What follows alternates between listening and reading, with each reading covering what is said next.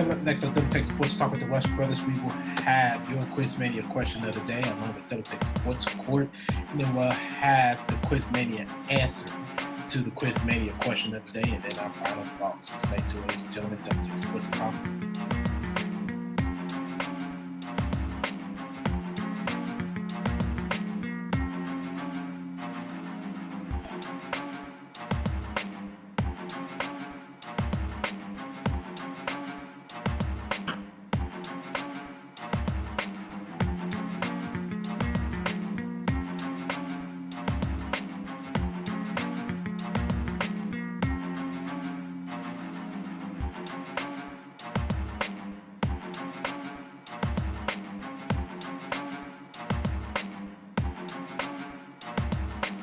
From Indianapolis, Indiana, this is the Double Take Sports Talk show with the Watch Brothers. And here they are, ladies and gentlemen, your hosts, Gerald and Darren Watts.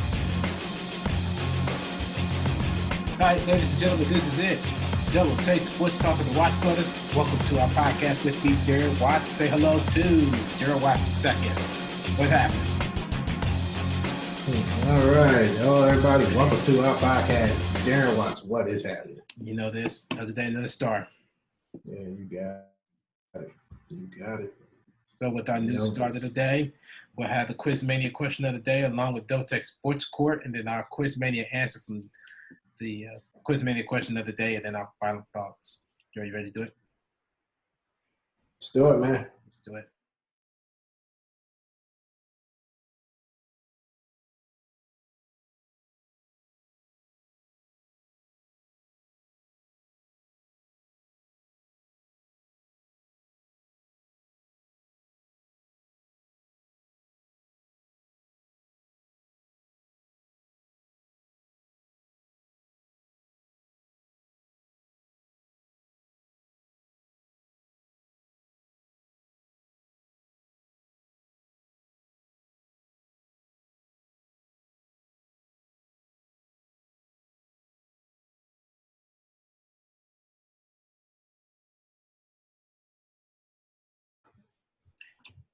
Quiz-mania question of the day. Daryl, when you are good and ready, the floor is yours. All righty. Quiz-mania question of the day for May 5th, 2018. Of course, this is just going to be more of opinion-based answer, no right or wrong answer or deal here. So let's get right to this. Darren, won't you put your thinking cap on for this? Because it's going to be a very interesting one. If you had to pick one good rebounder in the playoffs, just in the playoffs, not in the regular season, just one good rebounder in the playoffs, who would it be?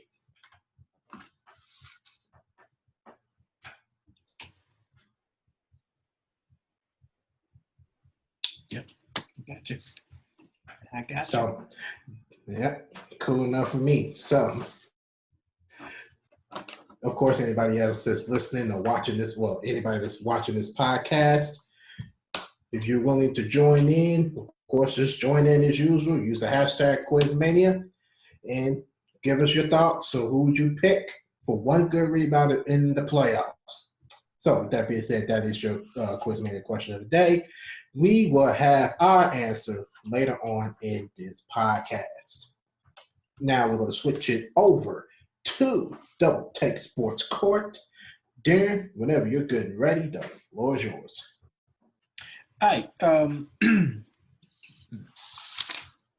Okay.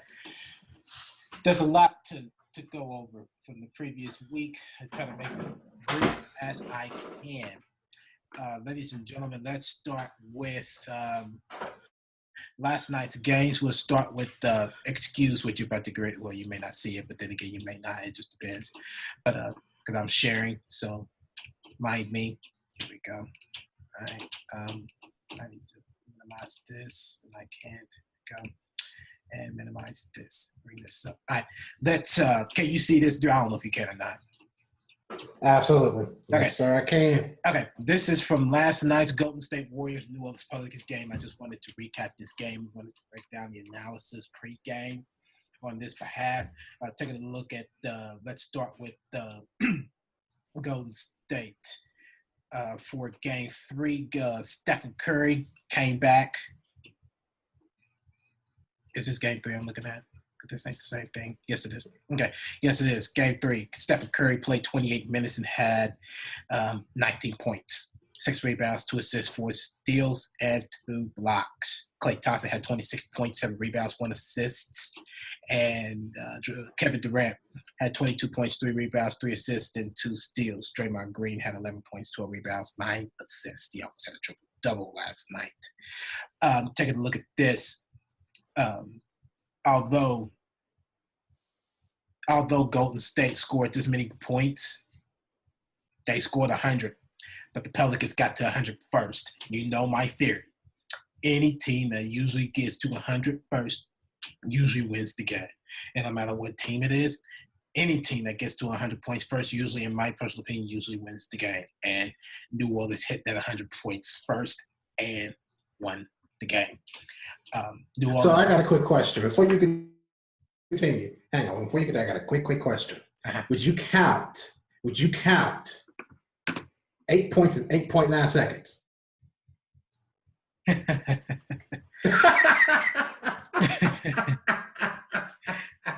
Yeah, the Knicks did score 100 first. They were supposed to have won, but they didn't because Reggie Miller had other plans. I still have that as my personal theory. It won't go away. Which is a good theory. It's always been a good theory. And even with that game, although I will say that even though with that game, the Pacers did come back to win that game. They were only down 6. It was only down 2 possessions. That could have gone anyway. Right.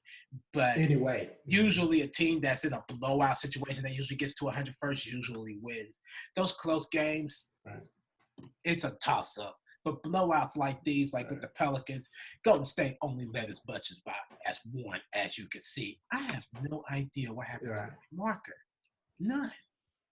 I have absolutely no idea. But I can't bring it up on my Explorer, so I have to do my best to go without it. Let me see if I can try to bring it up. Right.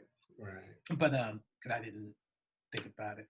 But we're gonna point out a couple things with this game. Being number one, the stats in itself, that ain't gonna work.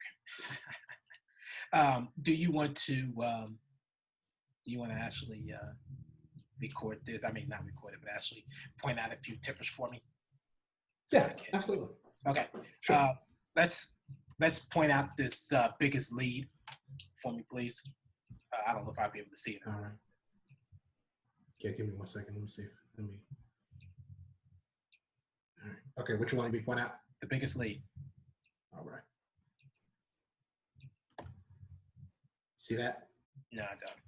So I'll just I'm gonna do my best without biscuit. The New Orleans Pelicans led as much as 26. Golden State only led as much as 1. The game was tied twice, and the longest run was 10, and there were 6 lead changes in this game. So I would assume that it came in the first quarter. I'm going to assume. I'm not 100% sure. But take a look at the breakdown of the actual team statistics you have. Golden State that shot 38% from the field. New Orleans shot 50% from the field, along with 45% from the three-point line, while Golden State only shot 29%. That's unacceptable. That hurt them. But that kind of helped. But the free throws kind of helped them, being 81%. But New Orleans only had 75%. They only went to the line 12 times. Golden State went to the line 26 times. They tried to come back, but because New Orleans was shooting so good, you shoot their lights out, get into the paint without having to create too much fouls, and that's exactly what they did. That's how they won game 3 of this series. Which speaks. Let's go to the predictions for tomorrow night's game, Golden State, New Orleans at home. Daryl, who do you have between these two teams?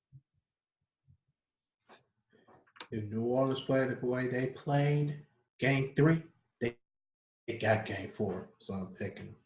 Yeah, not Golden State, New Orleans. Yeah, I got New Orleans too. Although you're probably gonna be upset with me when I say this, but I think Albert Gentry finally figured out his former team, so I think they'll be able to handle this game more. Yeah, I mean, I picked New Orleans to win this game anyway. I meant to say, if New Orleans dominate the way they did Game 3 against the Warriors, they're going to win Game 4, and that's what I got. I got New Orleans. Okay. Heading over to the Utah Jazz and the Houston Rockets series. Taking a look at this game from last night also, Houston won 119-92, stole one from Utah, since Utah stole one from them at home. Rockets' biggest lead was 38, and Utah only led as much as 3. Their longest run was 14, and only one lead change in this entire game. There was no times that this game was tied. Again, let's take a look at this from the perspective of the Houston Rockets and the Utah Jazz. The Rockets shot 48%. The Jazz shot 41%. That's both fairly good. They both even matched out on that. 3-pointers, Houston shot 30%, and the Utah Jazz shot 37%. That's still kind of fairly even, but not 100%. But this is what this is what the Utah Jazz got hurt on, was the free throws. They only shot 73%, and Houston shot 90%, although they went to the line 20 times, but Utah only went to the line 5 less times than them, but only shot 73%. That kind of hurt them, along with their turnovers. Utah committed 16 turnovers. Houston only committed 8. I don't know how many off of turnover points that they got off of that, but it's not good enough to win a game. Utah's going to have to do a whole lot better in order to win this game tonight. They have to do a better job of, one, keeping the ball out of Houston's hands, but they need to be able to keep their possessions and make it effective. Absolutely. They got to make it effective if they want to win Game 4 tonight. They both fairly evened out on rebounds and all that good stuff. Steals, blocks, not really, but Houston had more of that. The predictions for tonight's, let me take that back, for tomorrow night's games. Houston Rockets, Utah Jazz. Who do you have in this game?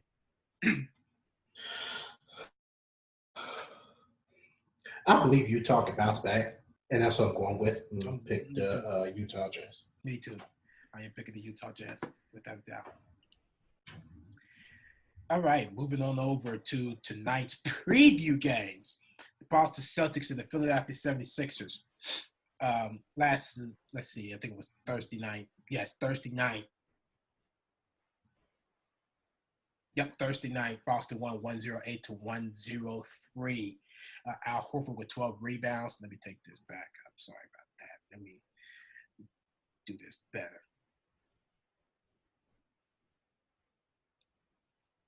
Sorry about that. Okay. Let's start with Philadelphia. Ben Simmons only had 1 point, 5 rebounds, 7 assists, and 1 block. Poor, and played 30 minutes. JJ Redick had 23 points, 3 rebounds, 2 assists, and 1 steal. Joel Embiid had 20 points, 14 rebounds, 5 assists, 1 steal, and 1 block. Darko Saric had 14 points, 9 rebounds, 3 assists. And Robert Covington had 22 points, 9 rebounds, 2 assists, 2 steals, and 2 blocks. And the bench did not do anything, except for Marco Bellinelli with 11 points.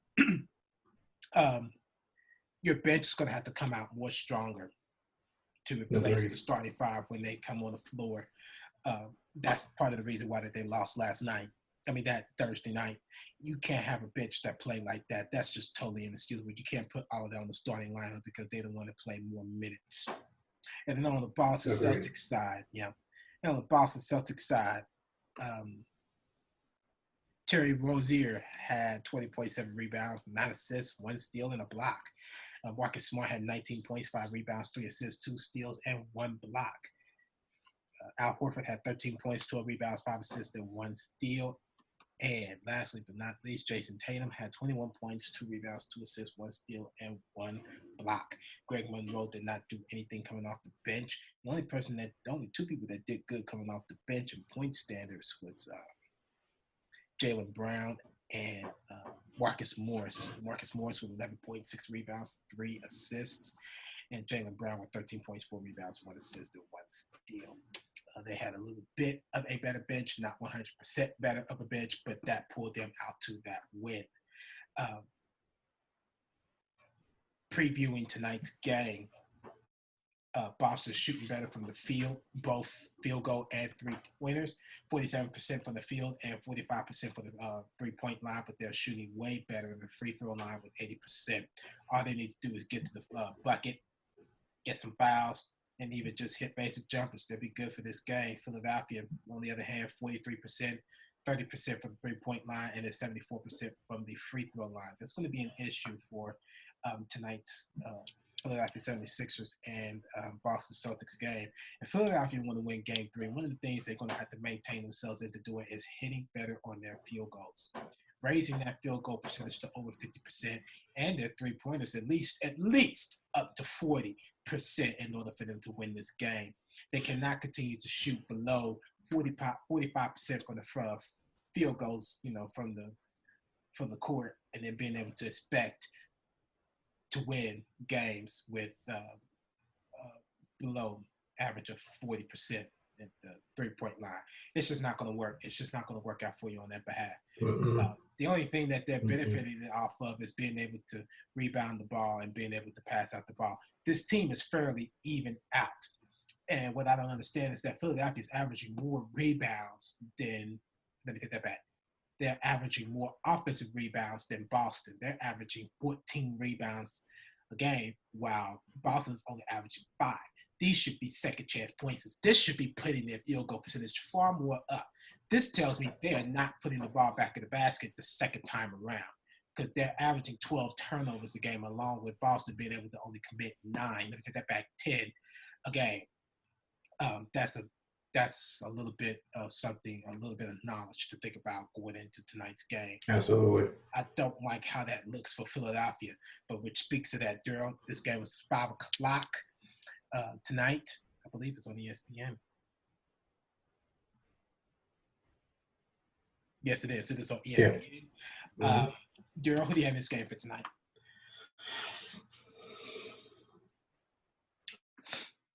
My thing is that Ben Simmons got to contribute more. He has to contribute more if they want to win this game. Joel Embiid can do, all the work. Now, if they do that, Philadelphia's got a chance, and that's what I'm going with. I am going with the 76ers. Who did I go with? Did I go with Boston? Yeah, I went with Boston. I think you went with Boston. Yeah, and I'm going to stick with Boston. Like I said, Philadelphia is going to have to commit more better on their offensive rebounds and being able to have second chance and third chance points. They're going to have to be able to do better and being able to create contact more better to up their free throw percentages. So I'm actually going to stick with Boston, because I don't see that happening, because Boston is a very good team that could be able to commit fouls to hit their free throws, along with them being able to shoot from the field too. They got Al Horford, which to me is a dead-eye king from mid-range. So I just don't see Boston losing this game. I just don't. And then lastly but not least, let's switch over to a series that have probably shocked most of the NBA world. The Toronto Raptors and the Cleveland Cavaliers. The number 1 seed Toronto Raptors going up against the Cleveland Cavaliers. Cleveland stole the first 2 games on the road and now have home court advantage against them. Taking a look at the previous matchup on Thursday night between both of these teams. Let's start off with Cleveland. You have LeBron James with 43 points, 8 rebounds, 14 assists, 1 steal, and no blocks. Kevin Love finished with 31 points, 11 rebounds, 2 assists, 1 steal, and 1 block. He made 2 3-pointers in that game. Kyle Korver, 5 points, 2 rebounds, 2 assists, 2 steals. George Hill, 13 points, 3 rebounds, and 2 assists. J.R. Smith, 15 points, 1 rebound, 1 assist, and 1 steal. On the Toronto side, Serge Ibaka had 2.6 rebounds and 1 assist. That is just so totally unacceptable. That is non-productive. Jonas Valanciunas with 16 points, 12 rebounds, 2 assists, and a block. DeMar DeRozan, 24 points, 3 assists. That's unacceptable. You need to be able to grab some boards and be able to dish out more assists. Kyle Lowry, 21 points, 4 rebounds, and 8 assists. Nobody from the bench really did too much except for Fred VanVleet with 14 points and 4 assists. This series right here is going to be matched up personally. This is just me personally. I personally believe that this series is going to go into 7. This series is going to go into 7, and the reason why I say this is because some of the things that Cleveland is doing right now, they're being able to bounce back. But the issue is that if they keep committing these same type of mistakes, a team like Toronto could get hot and could take advantage of that. They're on the road, and I think they are a better road team than they are home. Now that I think about it, as a matter of fact, no, they're not. But they have won. They won more games at home, but they lost. They won more games on the road too, but lost more than they did at home. Uh,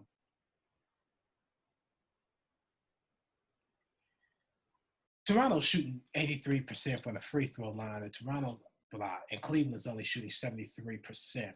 But Cleveland is shooting 50% from the field and have 41% from the three-point line. Toronto's only shooting 48% from the field and 36% from the three-point line. Toronto's averaging one more offensive rebounds a game than Cleveland. They're averaging 2 more rebounds a game than Cleveland. They average 1 more assist than Cleveland. But Cleveland is only committing 5 turnovers a game, and Toronto is committing 12. There's the problem. That's strange. That's the problem. Something crazy about that. 12 turnovers a game.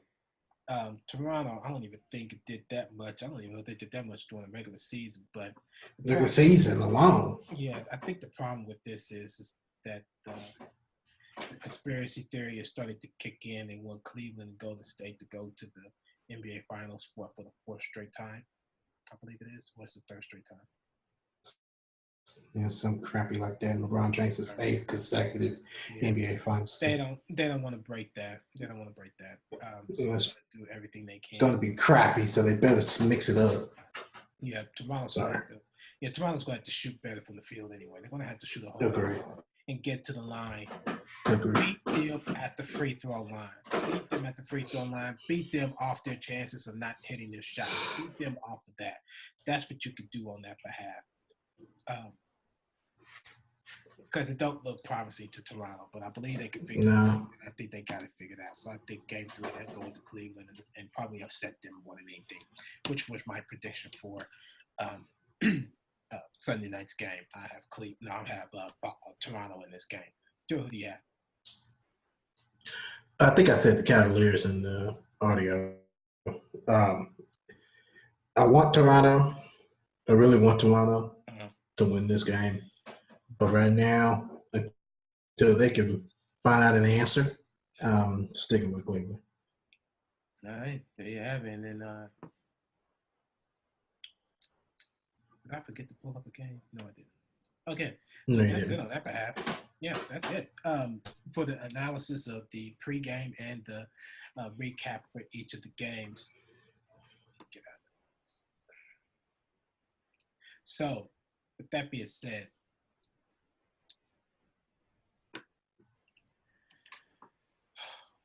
let's go back real quick. We didn't get a chance to do a podcast due to some things that were going on.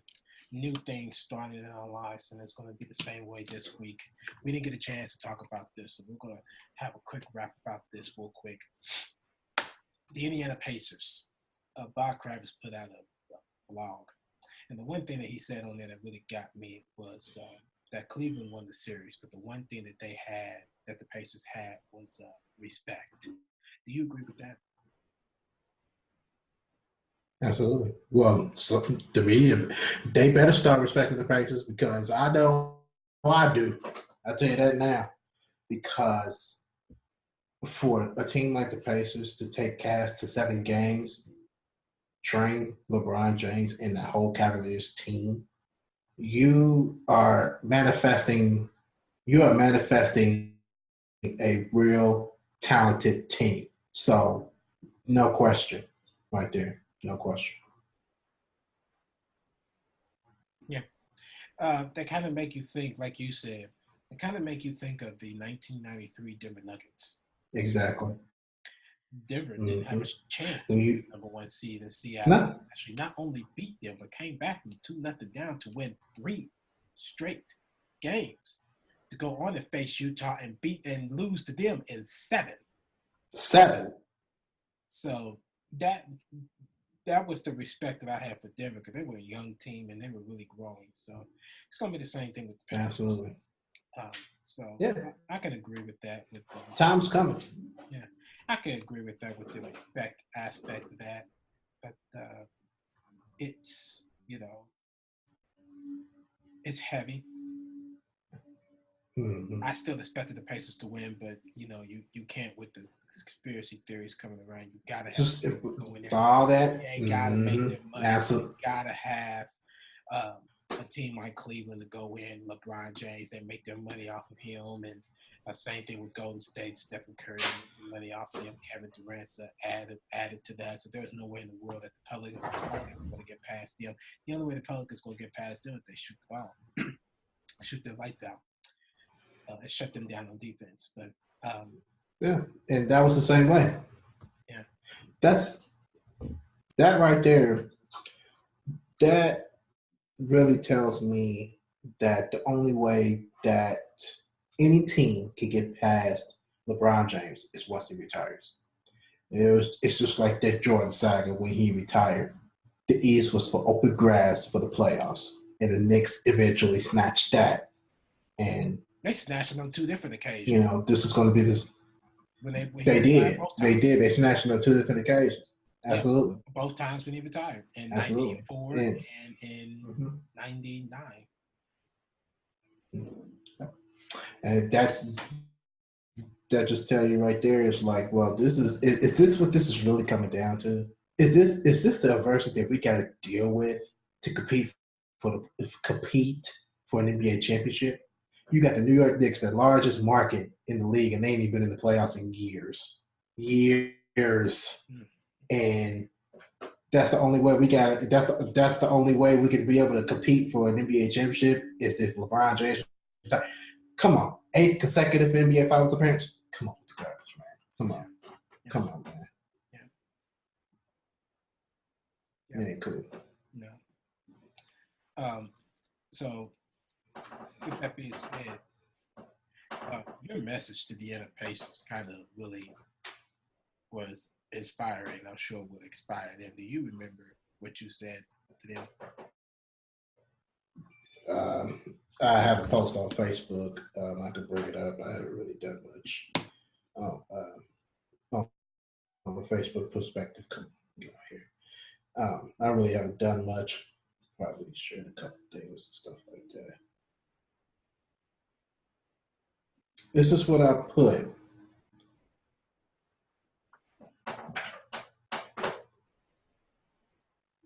Crap. But yeah, here's just what I said. In my mind, the Pacers played a good season. When you have to battle 2 teams in 7-game series, it is bound for the worst. All series long, the Pacers fought back, went down, and kept the win in blowout fashion when they did. No doubt in my mind that the Pacers are definite winners. Victor Oladipo developed, DeMontis, Thad, Lance has really put effort into this season. So when LeBron gets the last laugh, he had help. Pacers didn't have nothing from the beginning. Good season, good series, Indiana Pacers. I celebrate with a good heart. That is what I put on Facebook. Too bad I got my iPad. I would have shared it.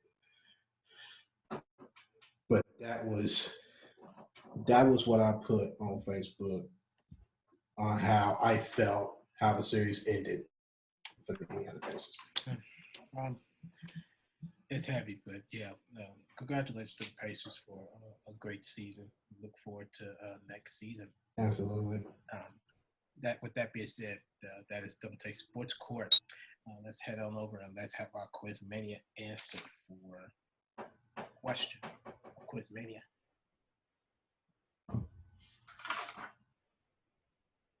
Okay. So.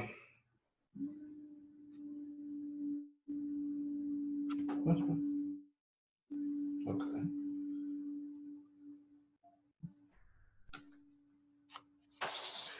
All right, there you got your answers up. You ready to go for this one? Kind of. Go ahead. All right. Before Darren has his answers, I'm going to repeat this question once again. If you had to pick one good rebounder in the playoffs, just in the playoffs, who would it be? Just one good rebounder. I mean, there's a lot of good rebounders out there, a lot of good ones. And it could be for any time, all time, doesn't matter which. Oh, it could be from any time? So, yeah, it could be from any time in the playoffs, in the perspective. I'm thinking you talking about just this season's playoff. I have to go with Dennis Rodman. I got to go with Dennis Rodman. Very interesting. Very interesting. Me, I had three options. I had Clint Capella, Dennis Rodman, and Dale Davis. So I'm going to narrow that down, and I'm going to actually say Dale Davis. That's a good option. Matter of fact, Dale and Antonio Davis, they're both good options. Yeah, they're good options, absolutely. They're good. They're good rebounders, too. I mean, Dennis Rodman has the tenacity of rebounding. But they really didn't grow until Larry Bird became coach. Until Larry Bird became coach is when you really started to see Antonio Davis build up. Dale Davis was already there. Antonio didn't build until Larry Bird came into the picture. When Antonio Davis came to the team and Larry Bird became coach, I want the summer with you. We'll get you to that point, and he did. Yeah. Absolutely. And he did the same thing with Jalen Rose. Jalen Rose was nothing when he came into the league. Yeah, nothing. And Larry Bird got into his world. He became a better player, too. So, yeah. That's how it became. That's how it became the best team in the East in 2000, excuse me, in 1999-2000 season. Besides the fact that they had the lockout. Well, but when Larry Bird became first coach, that's when I felt that they became a better team in 97. Yeah, and the Rose wasn't as good until probably maybe the 98-99 season. Well, yeah. Well, I was talking about like Pacers as a better team in the East. Oh, yeah, without doubt. If you want to compete like with the Knicks or, whoever else is the top, the Bulls. So, yeah, with that, I got Dale Davis as my one rebounder I would pick. People probably think, are you nuts? No, not really. Yeah. You're not nuts on that. Yeah. All right, ladies and gentlemen, that is our thoughts on the Quiz-mania question of the day. That is Quiz-mania question of the day for May 5th, 2018. All righty, final thoughts. Derek, talk to me. You got anything? I don't. Shoot. Yeah, I don't. I don't have anything.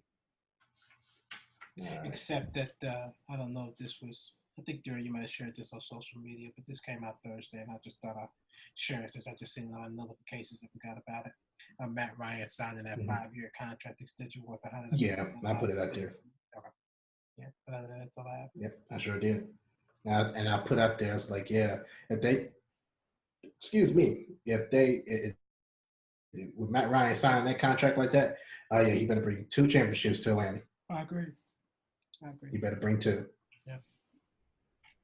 He's healthy. He's at the highest peak of his career, and he better bring home something. Yeah. So I did put that out there. I put it out when the news first broke. So. And a few more stuff that I put out there also on Twitter. So, okay. So if there's nothing else, we can wrap this baby up and get on out of here. Righty, that is another edition of Double Take Sports Talk. If you like what you see, always give this video a thumbs up. How you feel about today's show? You can just comment in the comment section below. Of course, we on social media, Facebook, Twitter, and Instagram, as I just said. You can also hit us up on our social media sites so you can ask us any questions in particular. Doesn't matter what. Hit us up. If we like them, we answer them. We'll pretty much share them on our next podcast recording. We're also on YouTube, of course, like I said, subscribing and stuff like that. Subscribe. We're on iTunes also, on the podcast app. Download our episodes there. But until then, I'm Daryl. Darren's on the opposite side. Yep. All right. Catch up with us on another episode of Double Take Sports Talk. Until then, ciao. Double Take Sports Talk here with me, Gerald Watts. Now, there's an understatement that always goes, that has always been true from day one when sports decided to come out, is that it can be very unpredictable. And of course, that's always been the statement, that's always been so true. And depending on how you look at it, it can be very unpredictable. But with Double Take Sports Talk, we just throw some entertainment in there. Even if we don't get predictions right or theories don't come out right, we always just throw a little entertainment into the mix. So why not just have a little fun with it? That's how predicting can be so fun if you make an entertainment out of it. But other than that, of course, I'm all for it. But anyway, we're on social media around the globe here. We're on social media on Instagram, Facebook, and Twitter. You can hit us up on our fan page at the Watch Brothers. You can hit us up on Twitter at DTST2414. And of course, you can hit us up on Instagram, Double Take Sports Talk. So, YouTube, subscribe. You can share. You can do all the good stuff. Do anything that you like. We're just trying to grow a podcast here, folks. We're also on the iTunes. You can download our episodes there. We're on the video, of course, and we're on the audio portion too. So either way that you can enjoy this podcast, you can do it audio, we do it on video. But until then, ladies and gentlemen, enjoy the podcast. And until then, ciao.